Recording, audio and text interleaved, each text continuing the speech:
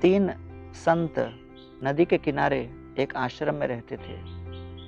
उन्होंने विचार किया कि आश्रम के उस तरफ, नदी के उस पार बहुत अच्छा वन है, वहां बैठकर हम लोग ध्यान लगाएंगे।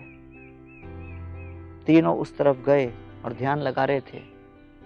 तब अचानक पहले वाले ने कहा कि कुछ समय ध्यान लगा चुका, अब मैं जाकर कुछ कपड़े धोकर आता हूं। कहते हुए वो उस बहते हुए नदी के ऊपर चलते हुए चले गए और उस ओर जाकर अपना काम समाप्त करके आए। कुछ समय के पश्चात दूसरा उठा और जिस मार्ग पर पहला व्यक्ति गया था उसी मार्ग पर चलते हुए, बहते हुए नदी के ऊपर चलते हुए नदी पार कर गया।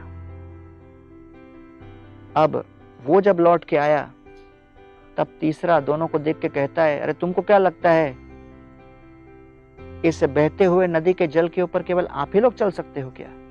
हम भी चल सकते हैं। मैं आपको दिखाऊंगा कि मैं भी कर सकता हूं। तो स्पर्धा की भावना से अभिभूत होकर वो उस मार्ग पर नहीं गए जिसमें ये दो गए थे, तीसरा ही मार्ग पकड़ा और जैसे उस मार्ग पर चलने लगे, धड़ाम से पानी के अंदर गिरे।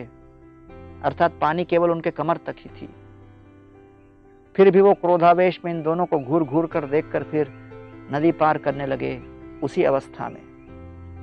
तब उसकी दुर्दशा को देखकर ये दोनों आपस में चर्चा करने लगे, क्या हम उनको बताएं क्या हमने किस मार्ग पर अंदर पत्थर रखे हैं जिसके ऊपर चलकर हमने नदी पार किया। तो कई बातें गोपनीय लगती हैं जब तक हम किसी अधिकार प्राप्त व्यक्ति को पूछे नहीं।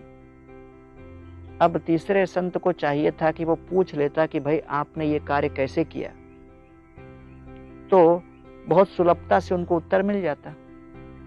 लेकिन बिना प्रश्न किए उन्होंने अपने मन में ही एक स्पर्धात्मक भावना जागृत कर ली और उसके चक्कर में उसने अपना तीसरा ही मार्ग अपनाने का प्रयास किया, जिसका परिणाम बड़ा ही भयावह था। इसीलिए अगर तरना हो तो हमें सद्मार्ग पर चलना है और अब डूबना हो तो कपोलकल्पित धारणा को स्वीकार करके स्वतंत्र रूप से हम कार्य करते रहेंगे।